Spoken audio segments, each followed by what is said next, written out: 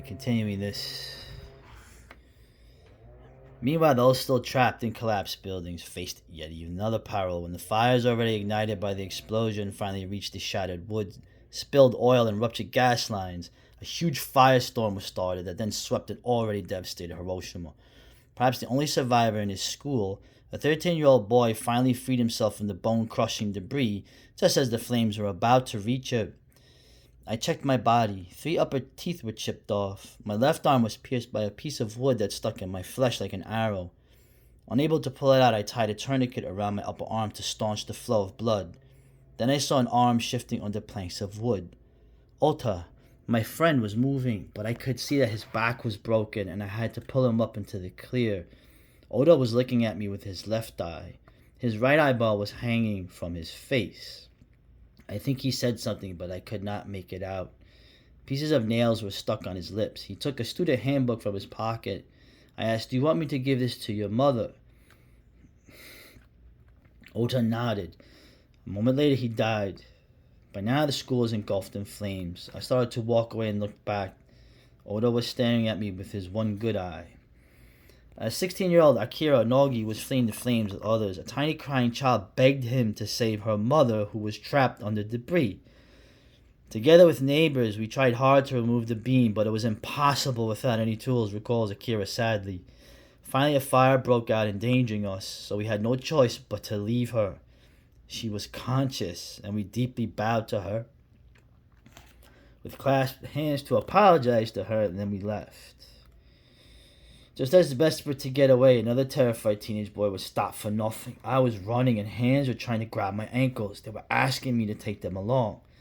And I was horrified at so many hands trying to grab me. I was in pain too, so all I could do was to get rid of them.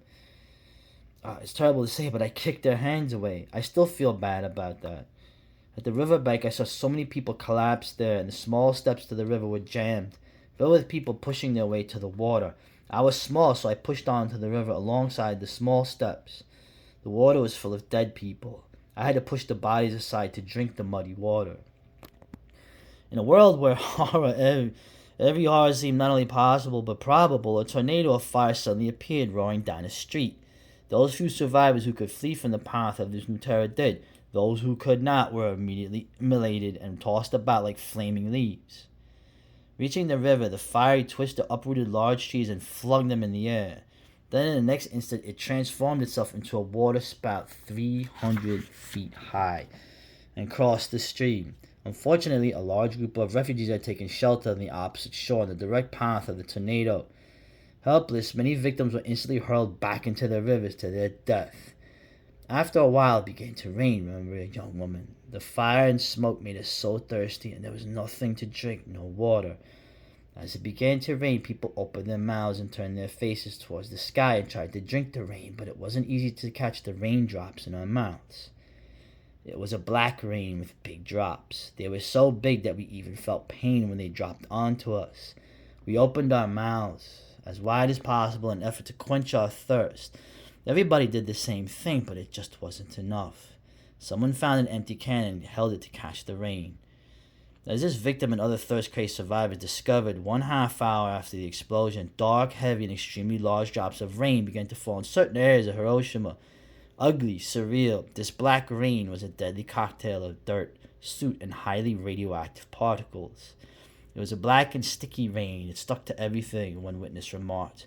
When it fell on trees and leaves, it stayed and turned everything black. When it fell on people's clothing, the clothing turned black.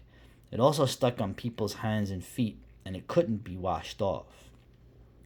Without exception, everyone in Hiroshima that day had a story to tell, a terrible story to tell. A young man. The river was also filled with dead people blown by the blast and with survivors who came here to seek water. Anyway, I could not see the surface of the water at all. Teenager. I saw a man whose skin was completely peeled off the upper half of his body, and a woman whose eyeballs were sticking out. Her whole baby was bleeding.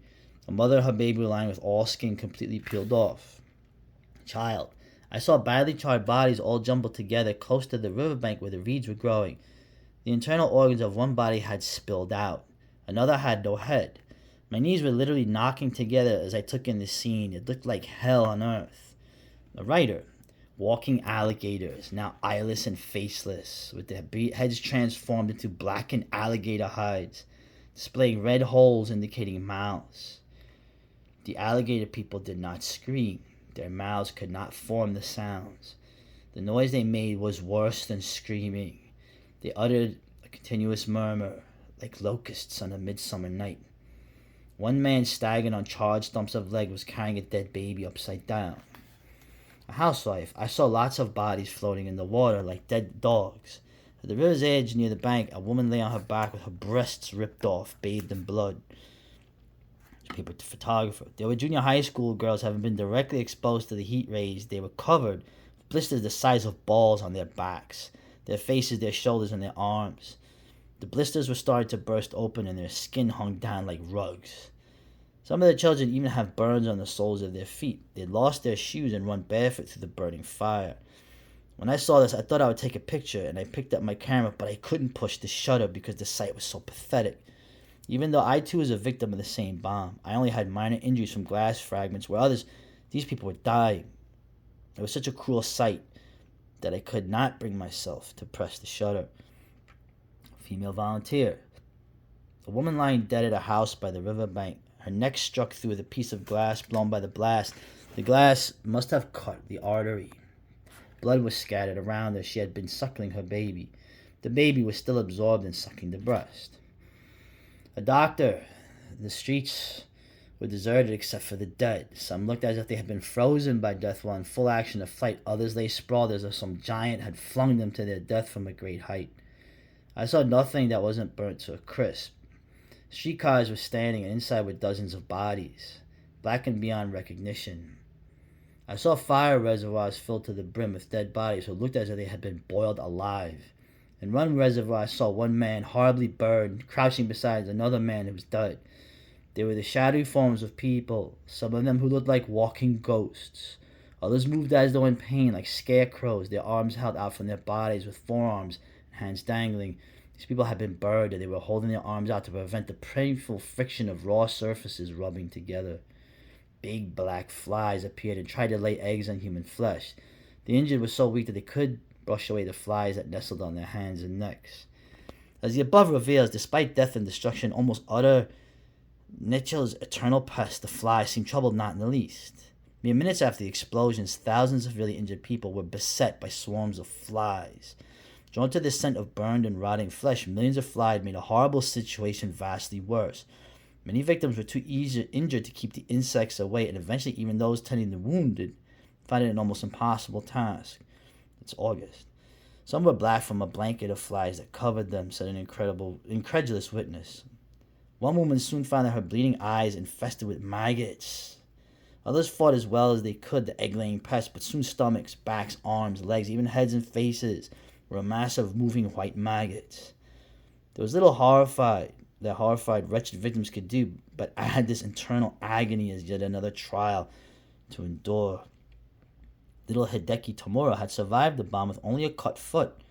Her uncle, however, cried out in pain. The man was sitting just outside the rear gate. His shirt was now wet with blood, and his eyes were shiny and hollow. The uncle had been shredded by flying glass, and blood streamed from his throat where a large nail had been driven. Hideko's aunt sobbed as she began picking out the jagged shards of glass embedded deeply in her husband's skin. Although only 10 years old and totally terrified, Hideko soon left on her own search for her mother, who had been working in the center of the stricken city. Somewhere along the way, Hideko heard a voice cry her name. It was a friend, Noriko. As we talked, remembered the child, large blisters formed on Noriko's face, and it became so swollen I could scarcely recognize her anymore. At the river, we saw a young schoolgirl slowly walking along with pieces of skin hanging from her arms.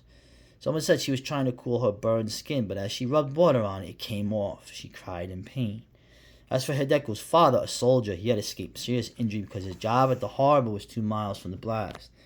Nevertheless, like so many others, the father was soon drawn towards Hiroshima. A few hours, recalled the little girl. He had encountered a young American prisoner of war wandering in a daze. The young man looked no older than 17, with blonde hair and blue eyes, and was naked except for his boxer shorts. He was surrounded by a crowd of injured civilians, mostly old men and women, carrying stones, which they were about to use against him. My father, speaking as an army officer, reproached the otherwise ordinary and peaceful citizens. The young American, he said, was a prisoner under the protection of the military. He was not armed and was obviously not about to hurt anyone. They must not become killers themselves. Father John Symes was one of a group of German priests who had lived and worked on the outskirts of Hiroshima. After the blast that morning, he and his brothers, themselves injured, ventured into what had been Hiroshima to offer help where they could. What they saw was incredible. Where the city stood, there's a gigantic burned out scar. We make our way along the street on the riverbank amongst the burning and smoking ruins. Twice we are forced into the river itself by heat and smoke at the level of the street. Frightfully burned people beckon to us. Along the way there are many dead and dying. Beneath the wreckage of the houses along the way, many have been trapped, and they scream to be rescued from the oncoming flames. They must be left to their fate. In the park we take refuge on the bank of the river. 2 children seen in the river, we rescue them. They have severe burns. Soon they suffer chills and die in the park. From the other side of the stream comes the whinny of horses who are threatened by the fire. A group of soldiers comes along the road, and the officer notices that we speak a strange language. He at once draws his sword, screaming, demanding who we are, and threatening to cut us down. Father Lars Jr. seizes his arm and explains that we are German. We finally quiet him down. He thought we might well be Americans who had parachuted down.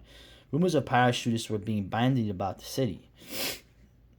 Throughout the night into the early morning hours, the exhausted, injured priests continued their work.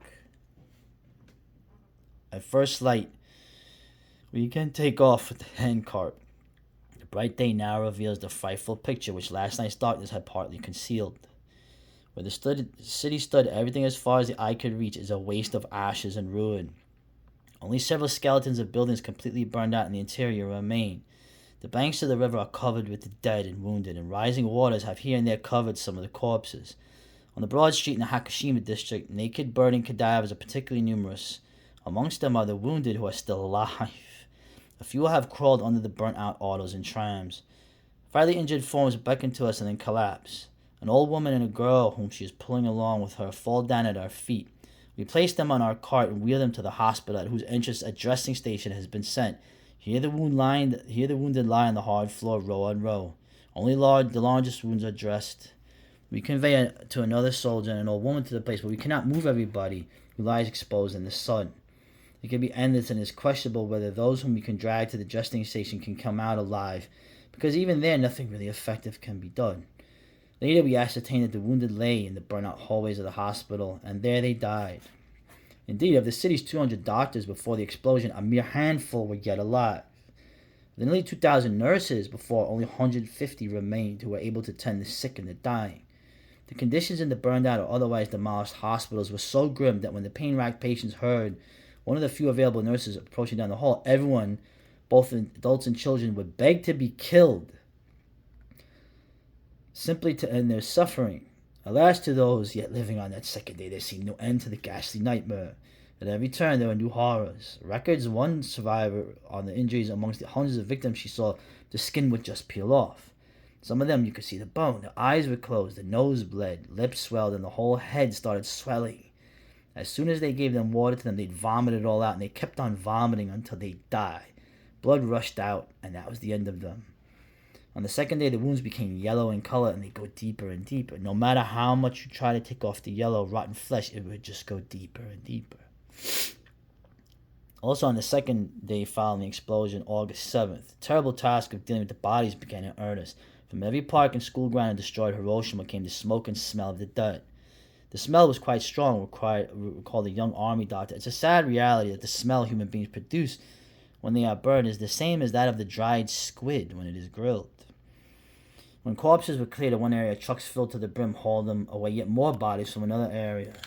So many thousands of scorched and mangled bodies were rotting and stinking in the streets of Hiroshima that those assigned the task of recovery were often negligent in determining who was dead and who was not.